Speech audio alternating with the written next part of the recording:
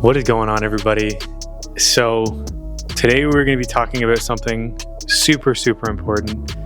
It's an age-old question, actually probably more modernly asked than in previous years, but we're going to look at partial range of motion versus full range of motion and how it influences things like strength, hypertrophy, and functional performance. But we're going to do a specific look at how it influences jiu-jitsu. So I think for the most part, most people would assume that full range of motion probably outperforms partial range of motion across the board. And there's probably some good reason for that. With full range of motion, we're expressing the full length of the muscle as it's moving through it. You could argue that there's greater functional performance outcomes due to training our muscle at longer lengths or greater distances, as well as there being a larger amount of mechanical tension and just recruiting a larger amount of muscle fibers throughout the movement. But we also have to keep in mind that partial range of motion can also have its place when someone has a limitation to their range of motion through an injury, maybe a functional limitation, or just generally they may not be familiar with the movement. So we have to use partials in order to facilitate just exercising in general. So when we think about jiu-jitsu athletes specifically, because essentially that's what this whole video is aimed at, with addition to looking at the full range of motion and partial range of motion considerations for all training, there's a long list of needs that a jiu-jitsu athlete might need. And those things include injury management, strength, mobility, flexibility in some cases, aerobic and anaerobic capacity, as well as just being a resilient athlete mentally and physically, which probably doesn't necessarily relate to full or partial range of motion, but still is a variable that can influence performance.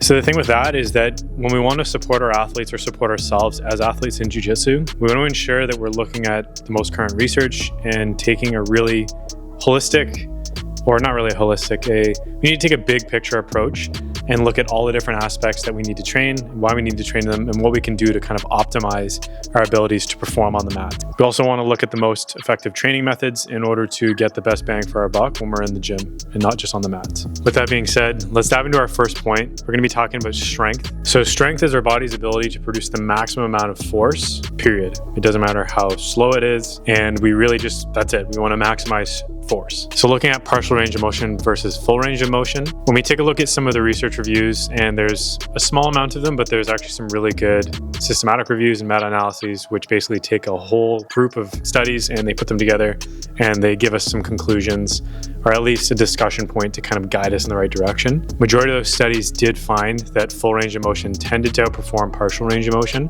when it came to developing strength.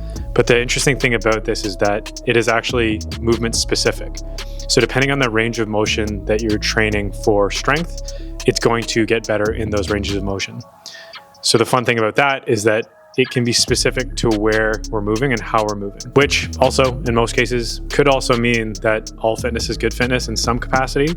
So as long as we're moving, as long as we're training, we're hopefully going to get stronger as long as we're considering other variables like volume, intensity, frequency, and other factors that influence development of strength. So just to give you a bit of context as to why they assume that full range of motion tends to outperform partial range of motion, it could due to a larger muscle recruitment, longer muscle lengths during the contractions, as well as just giving an overall global increased stimulus to the muscle as you're developing strength for that movement. But another interesting fact that they did find was that a majority of the studies tended to be with beginners. They did have some on athletes and more resistance trained individuals, but they did find that the greatest improvement tended to be in beginners. There was still improvements in resistance trained individuals, but it seems to mean that as we start getting more involved in our resistance training, we start kind of increasing in our training age and getting better. Not better necessarily, but we start improving more over time. We start getting more reps into the gym. It means that we may need to start kind of modifying our approach.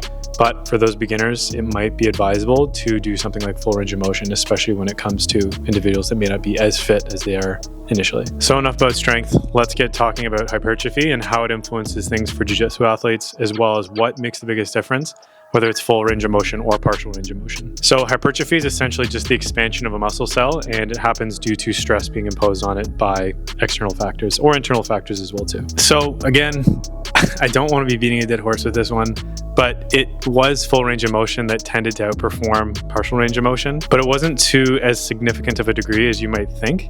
And it was really actually quite minimal, although it still was a little bit better. However, the interesting thing is that they actually found that partial range of motions at longer muscle lengths tended to improve the amount of hypertrophy and strength as well that individuals experienced during the study periods. So what this means is that it could potentially be the angle that we're training at that influences the amount of hypertrophy and strength that develops, rather than just looking at full range of motion as being the end all be all, which gives some merit to the idea that partial range of motion is still a good range of motion. But I still think there's one important thing to consider, is that when we think of full range of motion, a lot of the times we see individuals on social media and just spewing this kind of jargon that the greater the range of motion, like beyond what's not necessarily humanly possible, but what's beyond reasonable, is going to give you a greater muscle growth. I think there's probably some type of diminishing return when it comes to the amount of range of motion we're actually exceeding, but we're not actually going to get that much back from it. So I think one thing to consider, and this is a sidebar, do full range of motion with what you have a capacity for, with good form and good exercise selection. Try to stay away from the idea that more is better. Just get to a good threshold where you feel comfortable with the movement and you're gaining a good stimulus, and then stick with that. In addition to that, I think it's really important to remember that we can vary the amount of range of motions that we're doing. We can do some partials, some fulls, and even some, I guess you call it fractional range of motion, which would be for sport-specific situations. But varying the range of motion probably tends to be the greatest thing that you can do as a beginner and intermediate advanced lifter as well too. So, last but surely not least, we're going to be looking at something called functional performance, and we can just describe this as a sport-specific improvement that relates to something outside of just the direct hypertrophy or the strength development of a muscle or a system. And unfortunately, there isn't a huge body of evidence that really points to either full range of motion or partial range of motion being better than the other. However, again, they did find that full range of motion tended to outperform partial, but it was very marginal and it actually wasn't statistically significant.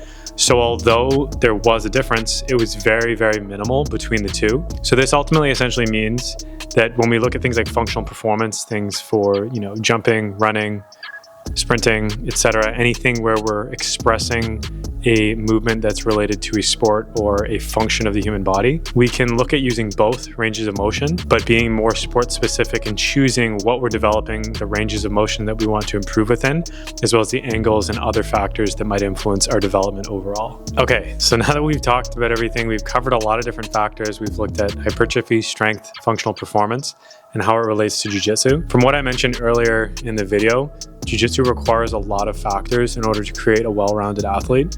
And I think my advice would be probably to err on the side of using full range of motion, especially as a beginner, and really trying to emphasize minimizing the intensity initially to get good with exercise form to express the movement well, and then start increasing intensity as we go along and exploring different ranges of motion. One other thing to consider is that range of motion is only one small factor that actually influences the big picture when it comes to development in all those aspects. And only considering range of motion as the main priority is kind of short-sighted, and you might actually be losing out more on just focusing on that rather than focusing on things like work to rest ratio, intensity, frequency, volume, as well as exercise selection can influence things to a much greater degree. So I think keeping all these things in mind is really important. And remember, the point of this video is, one, for me to express something that I'm interested in, I took some time to research into, and wanted to get a message across to you to help you improve your jiu-jitsu on and off the mats. But two, it's to get you to ask yourself a few questions about what you might be doing, why you're doing it, and to get a greater understanding of how that influences your performance as well as your overall health in general and performance in general. If you feel like there wasn't anything that was super clear, totally drop a comment below. I'd love to answer a few more questions, because there are some specifics that I can't exactly capture here because I feel like it would just muddy the waters and it may not provide too much clarity to you. And remember that there's always some type of nuance and gray area that we have to operate in when we think about these things. However, one really cool thing is that I do have a 6-week dumbbell only program specifically for jiu-jitsu athletes that I just released. So if you're looking for something to kind of start you on the right path and not have to think about things like range of motion, intensity, frequency, volume, and all that other jargon, consider dropping onto the program. There is a link to it on my channel, and I'll also put one down below that you can take a look at. There's a 14-day free trial, so you can start it for 2 weeks, get a great workout, and at the end of it, if you don't want to finish it, don't finish it. But ultimately, I think you would be better off finishing it realistically. I really do hope that you liked this video. It took me a while to put this together because there was a lot of research to do, and My goal for this was to be a bit more dynamic and to change my angles and to have some fun with it, play with lighting, whichever. But I felt like that was getting in the way, and I wanted to create this perfect video. But what really matters was that was hindering me from doing the video. I was taking so long planning it, putting all this effort into it, and it wasn't getting me any closer to finishing it. So what I wanted to do was create some simple actionable steps, talk about a topic that I'm passionate about, and make it something that's digestible for you, and hopefully you enjoyed it. Next video is probably going to be my Euros vlog. I'm leaving in the next couple days. If not, depending on when this video comes out, I may have already left, but hopefully you've been enjoying it. Definitely look forward to that video. It'll probably take me a little while to go through everything. But yeah, I really appreciate you watching the videos. Hopefully you're enjoying them. I feel like I'm just talking about the same thing over and over again, but please stay tuned. There's going to be a lot of really cool things happening over this next year, and I'm really excited to share them with you and to produce something amazing, both as a content creator, but also as an artist as well too. I want these video projects to be profound, significant to me, but then gives you an opportunity to watch something that might be inspiring to you, or that just gives you a good understanding of something you may not have had an understanding of before. So thank you for watching. If you like the video, like it, comment, subscribe, share, all that good stuff. Other than that, I will see you soon, and thank you for tuning in.